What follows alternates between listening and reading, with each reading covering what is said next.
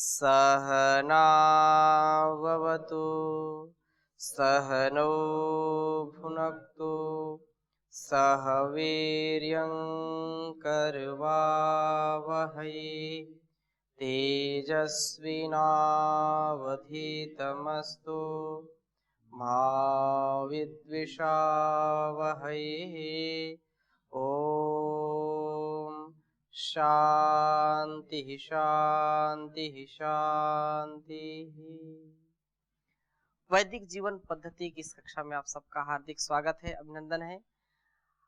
वेद मंत्र का हम स्वाध्याय कर रहे थे, 14वें वेद मंत्र का, जिसमें गुरु की महिमा का विशेष वर्णन है, गुरु के स्वरूप का वर्णन है। और बहुत ही इस भारतवर्ष के ज्ञान मार्गी जो संत हुए कबीर जी, उन्होंने भी गुरु की बड़ी महिमा गाई है। यद्यपि हमारा ये विषय विस्तृत होता जा रहा है, फिर भी प्रसंग में ये होता है कि इस चीज को भी बताएं, इसको भी बताएं, ये मन मानता नहीं है। आगे की चर्चा बढ़ाने से पूर्व मैं चाहूंगा आपका कोई प्रश्न हो पिछली कक्षा में तो आप पूछ सकते हैं। ओम स्वामी जी। जी ओम। गांव में ऐसा होता है जब बोलते हैं कि गुरु बिना मुक्ति नहीं मिलती है जी तो लोग, और उसके बिना जीवन अधूरा रहता है। जी तो उससे शादी जब हो जाती है हाँ। स्त्री पुरुष का, जी तो फिर वो गुरुमुख होते हैं। जी तो ये गुरुमुख क्या होता है? जी आज का जो परिवेश है, लोग अनेक प्रकार के गुरुओं का गुरु मंत्र लेकर के ये कहते हैं कि गुरुमुख हो गए। इस बात का हमेशा ध्यान रखना चाहिए कि गुरु बहुत ही सोच समझ के करें, और एक बार गुरु कर लिया है तो उस पर कोई संशय नहीं होना चाहिए। लेकिन आज जिसको देखो वही गुरु बने टहल रहे हैं। हाँ, कोई किसी से कम नहीं है, सब गुरु हैं और बोलते हैं कि ये तो बड़े भारी गुरु हैं। हाँ, तो गुरु वो है जिससे हमारी मुक्ति का मार्ग प्रशस्त होता है। गुरु वो है जिससे हमको ज्ञान मिलता है। गुरु वो है कि जिससे हमारे अंदर के जो दुर्गुण हैं, दुर्व्यवहार है, दुर्व्यसन है, हमारी जो गलत आदतें हैं, गलत स्वभाव है, उसको वह नष्ट करके हमको दिव्य बना दे, हमको भव्य बना दे, हमारे जीवन को प्रकाशित कर दे। ये गुरु के द्वारा हमको मुक्ति प्रदान करना होता है। अर्थात हमारे दुर्गुण से हम मुक्त हो गए, हमारे जो वाणी व्यवहार आदि के जो दोष थे उनको, सारे दोषों को नष्ट कर दिया। और जहां आपने प्रश्न पूछा, गुरुमुख हो गए। गुरुमुख होना ही चाहिए सबको, गुरुमुख होना ही चाहिए। गुरुमुख का मतलब यह है कि गुरु की ओर मुख होना, गुरु की ओर मुख होना। जैसे जो गु है वो अंधकार कहलाता है, रू प्रकाश कहलाता है। तो अंधकार से हम प्रकाश की ओर आगे बढ़े कि अंधकार की ओर आगे जाएं? प्रकाश की ओर आगे जाएं। गुरु आपको उपदेश दे रहा है तो आप उसको सामने से उसके दर्शन करेंगे या उसकी ओर पीठ करके बैठ जाएंगे? आगे से करेंगे। गुरु की ओर मुख करना अर्थात गुरु को दत्त चित्त होकर के सुनना।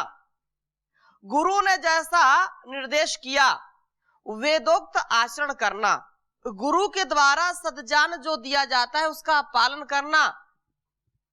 गुरु से विमुख नहीं होते, एक तो गुरुमुख होना और गुरु विमुख होना।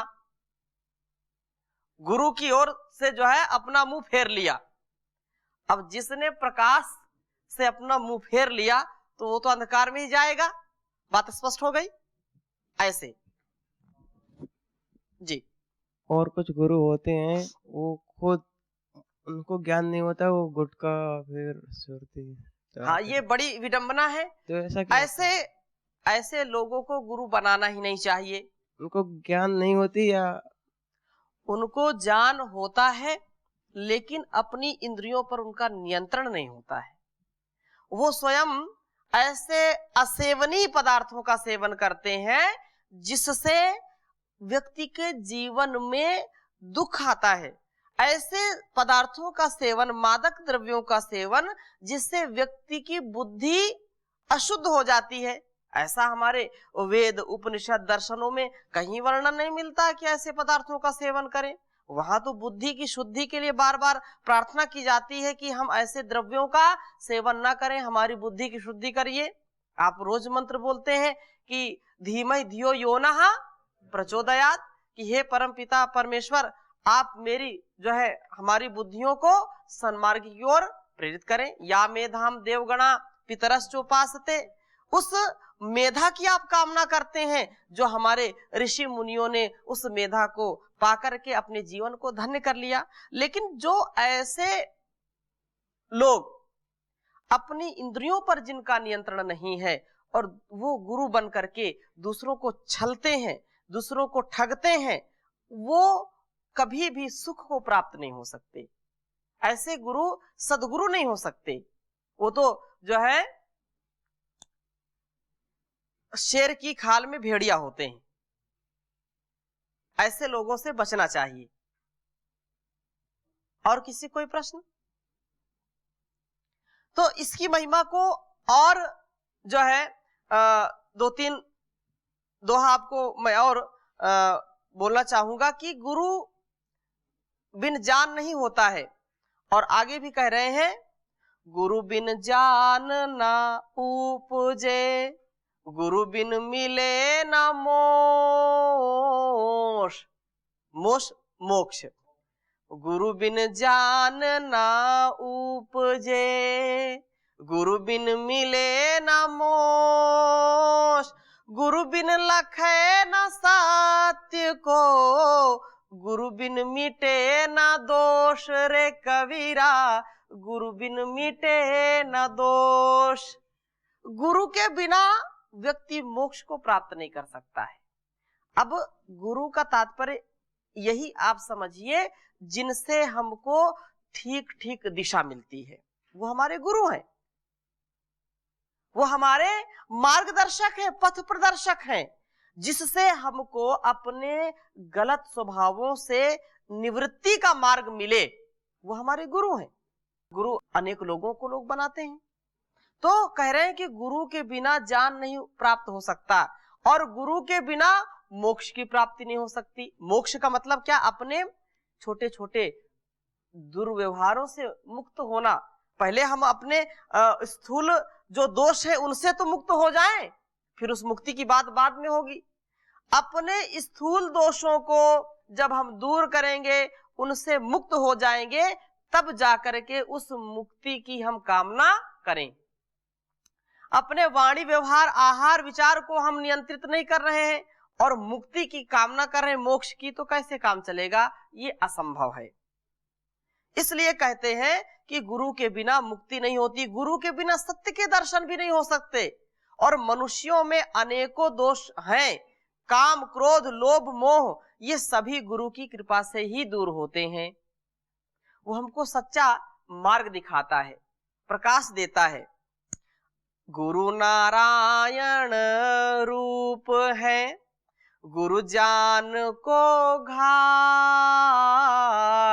गुरु नारायण रूप है, गुरु जान को घाट। सद्गुरु बचन प्रताप सो, मन के मिटे उचाट रे कबीरा, मन के मिटे उचाट। गुरु नारायण रूप होता है। जैसे परम पूज्य स्वामी जी महाराज अपने जान बल से हम सबके जो मल है, मन मस्तिष्क में जो धूल जमी है, उसको वो साफ करते हैं। तो गुरु ईश्वर का रूप होता है, क्योंकि गुरु से ही आत्मज्ञान की प्राप्ति होती है। सदगुरु के उपदेश से मन की सारी भ्रांतियां दूर होती हैं और जो मन अशांत रहता है वो गुरु के प्रभाव से शांत हो जाता है। परम पूज्य स्वामी जी महाराज जब उपस्थित होते हैं तो कोई संशय, कोई भ्रांति, कोई डर हमको सताता नहीं है। जैसे माँ की गोद में बैठ करके बच्चा निर्भ्रांत हो जाता है, शांत हो जाता है, कोई उसको भय नहीं होता है, वैसे गुरु की सन्निधि में हम निर्भ्रांत हो जाते हैं, निर्भर हो जाते हैं, हमारा संशय दूर हो जाता है। ये विशेष बात है। और इसकी महिमा को गोस्वामी तुलसीदास जी ने भी लिखी है कि जो है उन्होंने जो बहुत ही भव्यता, और भारत में लगभग सभी प्रांतों में वो ग्रंथ पढ़ा जाता है, रामचरितमानस। उन्होंने भी आरंभ में ही गुरु की महिमा को इतना जो है बखान किया। गुरु की महिमा को बोलते हुए कहते हैं, बंदहु गुरु पद पद्म परागा, सुरुचि सुबास सरस अनुरागा, अमिय मूरिमय चूरन चारु, समन सकल भव रुज परिवारु। ये संसार में गुरु ऐसा तत्व है कि जिसके बंधन से, जिसकी स्तुति करने से जो हमारे अंदर के रोग हैं, मानसिक रोग हैं, वे दूर हो जाते हैं। और उन रोगों का परिवार, एक रोग आता है तो अपने परिवार को भी जमा देता है। जैसे किसी को लोभ हो गया, किसी को मोह हो गया, मोह आने से, लोभ आने से, काम आने से अनेक चीजें और हमारे साथ आ जाती हैं। लेकिन गुरु उन रोगों को ऐसे भी चुटकी में ही दूर कर देता है। बंदहु गुरु पद पद्म परागा, सुरिच सुवास सरस अनुरागा, अमिय मूरिमय चूरन चारु, समन सकल भव रुज परिवारु। रुज रोगे, रोग दूर हो जाते हैं शरीर के, और इस मन के रोग दूर हो जाते हैं। इसलिए यह बहुत ही महिमा गाई गई है। लेकिन कुछ लोग जो गुरु की आज्ञा का पालन नहीं करते हैं, तो उनके विषय में भी एक दो आपको मैं साखी सुनाता हूं कि संसार में गुरु की महिमा को क्या कह रहे हैं। गुरु मारे गुरु झट करे, जैसे कहा ना कि गुरु मृत्यु का रूप है, आचार्य क्या है, मृत्यु का रूप है। तो गुरु मारे गुरु झट करे, गुरु बोरे गुरु तार, गुरु सो प्रीत निभाइए, गुरु है फव खंडिहार रे कबीरा, गुरु है फव खंडिहार। संसार रूपी भवसागर से गुरु ही पार लगाते हैं। इसलिए यदि गुरु साधन अवस्था में जो है मारे, अर्थात गुरु यदि हमारे जीवन को अनेक प्रकार से डांटने का, फटकारने का काम करते हैं, तो कभी बुरा नहीं मानना चाहिए। क्यों? क्योंकि यदि फटकार करता है, वह दुत्कारता है, शिष्य को गुरु से विमुख कभी नहीं होना चाहिए। जैसे आप बोल रहे थे गुरुमुख होना, तो गुरु से विमुख ना हो, गुरुमुख होना चाहिए उसको। क्योंकि यदि गुरु से सद्ज्ञान नहीं मिलेगा तो शिष्य इस भवसागर से पार कैसे लगेगा। इसलिए गुरु से हमेशा प्रेम व्यवहार, वाणी व्यवहार को बहुत ही सावधानी से करना चाहिए।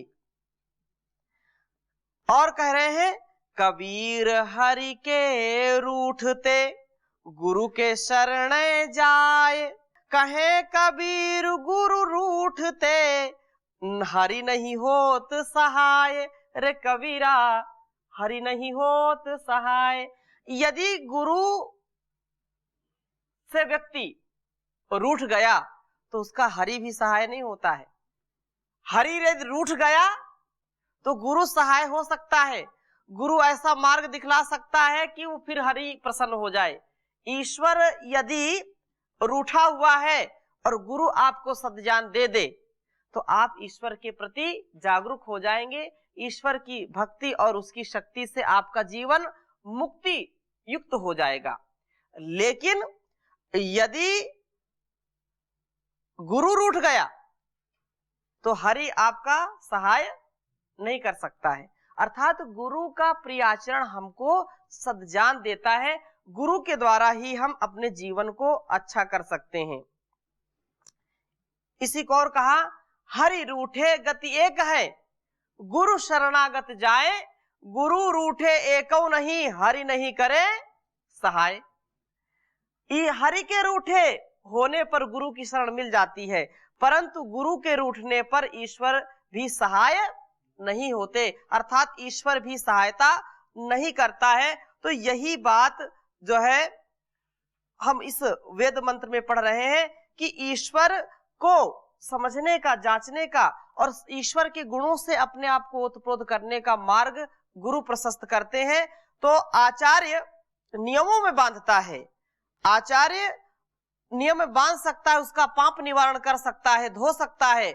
आचार्य नियम नहीं चला सकता, अर्थात जब तक कि ब्रह्मचारी स्वयं अपने आप को बांधने को तैयार ना हो।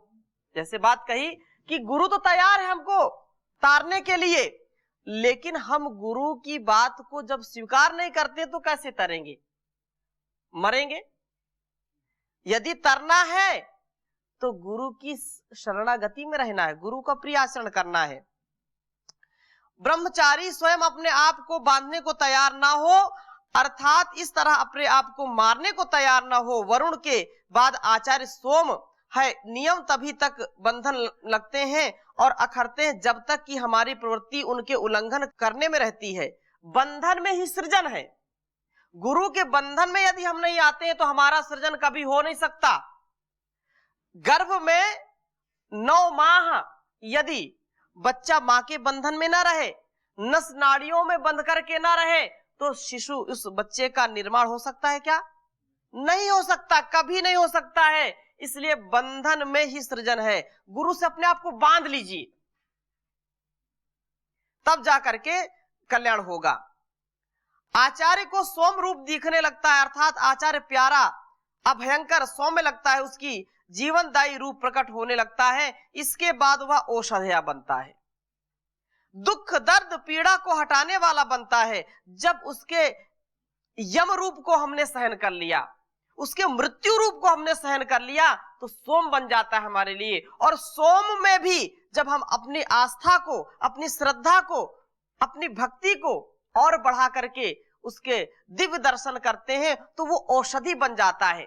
गुरु की डांट, गुरु की फटकार हमको औषधि के समान लगती है। हमारे दुर्गुण, हमारे दुर्विचार हमसे दूर भागने लगते हैं, हमारे पास वो फटकते नहीं है। दुख दर्द पीड़ा को हटाने वाला बनता है। ओष अर्थात दाह को पी जाने वाली वस्तु औषधि कहलाती है। आचार्य तद्रूप होता है, उसके सोम रूप हो जाने पर ब्रह्मचारी अपने सब कष्ट कठिनाइयां दुख दाह उसके सामने रखता है और आचार्य उसकी औषधि बनकर उन्हें दूर कर देता है और अंत में वह पयः पुष्टिदायक होता है।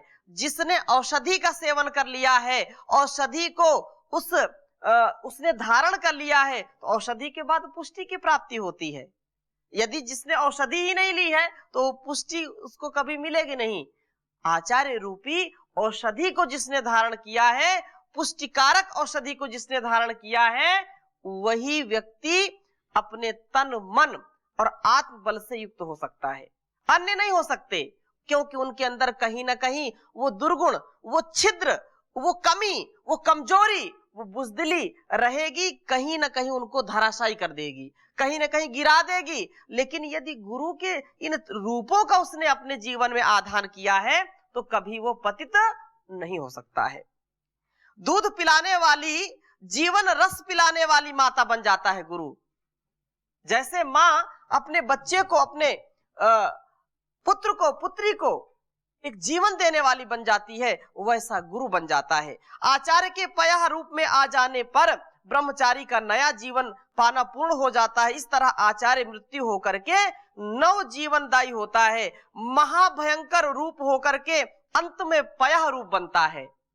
तो हम विद्या को प्राप्त करने के लिए यदि गुरु के जो है मुख से कभी अपने लिए कठोर वचन सुने तो भी हम कभी भी विचलित ना हो, कभी हमारे अंदर कोई जो है कमजोरी या कोई अश्रद्धा का भाव न उत्पन्न हो, इस बात का हमेशा हमको ध्यान रखना चाहिए।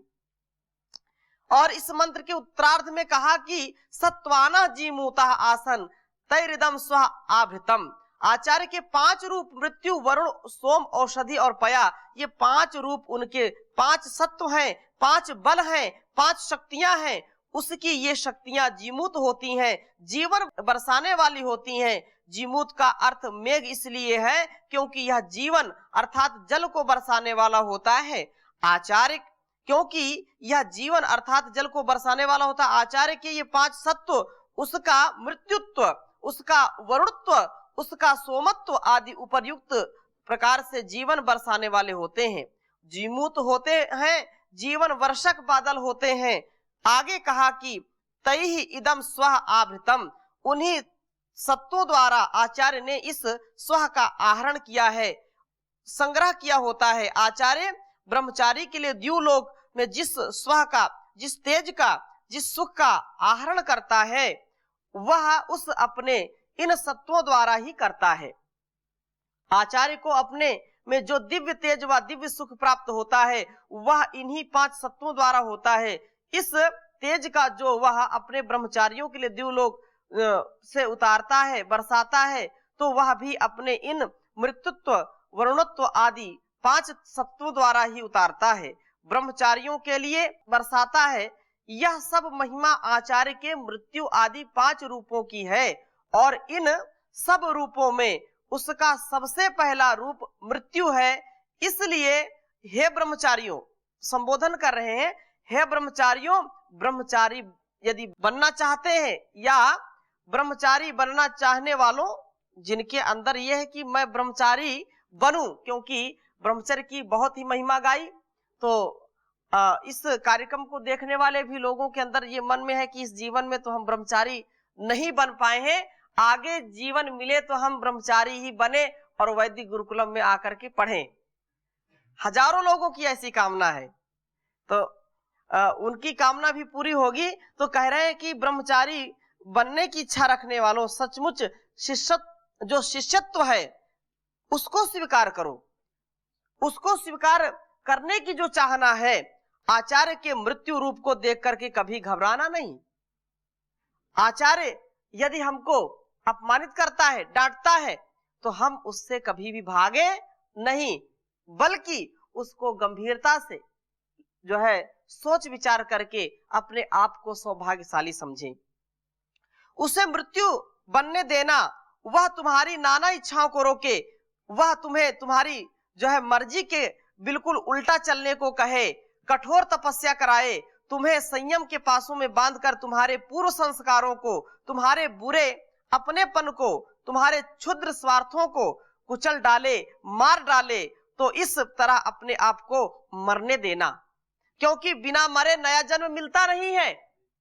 कोई व्यक्ति बीमार है और उसका शरीर काम नहीं दे रहा है, जीर्ण शीर्ण स्थिति में है, और वो चाहता है कि मैं नया जन्म लूं, मुझको नया शरीर मिले, मेरा शरीर रोग से मुक्त हो जाए, तो उसको अपने रोग को मारना पड़ेगा। और यदि नया शरीर चाहता है तो इस शरीर को छोड़ना पड़ेगा, पड़ेगा कि नहीं पड़ेगा? तो ऐसे ही यदि दिव्यता को चाहता है, यदि अपने जीवन में शुद्धता को चाहता है, पवित्रता और सामर्थ्य को चाहता है, तो अपने पूर्व जो बुरे कर्म हैं, जो पूर्व में किए हुए कुकृत्य हैं, उनको दूर करना होगा, जन्म जन्मांतरों के कुसंस्कारों को दूर करना होगा, क्षुद्र स्वार्थों को छोड़ना होगा, उनको कुचल डालना होगा, मार डालना होगा।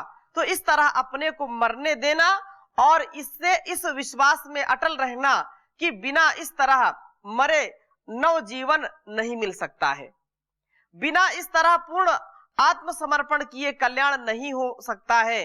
निसंदेह मृत्यु आचार्य ही सोम और औषधि और पयः बनेगा, जीवन वृष्टि पाने का यही तरीका है।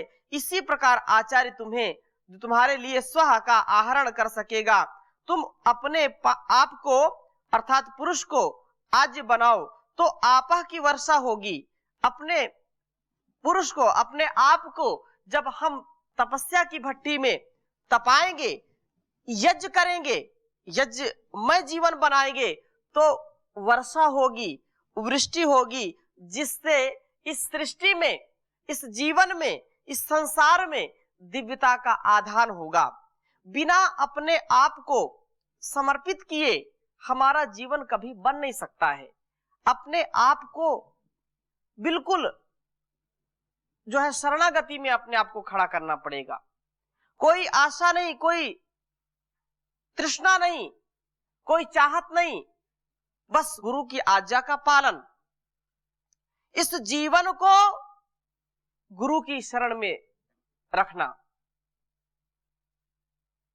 जीवन हम अर्पण करते हैं गुरु के चरणों में।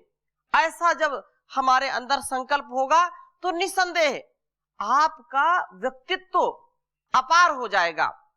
आपके अंदर जो है धरती सा धैर्य आ जाएगा और वायु सा वेग आ जाएगा और अग्नि सा तेज आ जाएगा, जल सी शीतलता और आकाश सी विराटता, विशालता, ये पांचों चीजें अपने आप घट जाएंगी।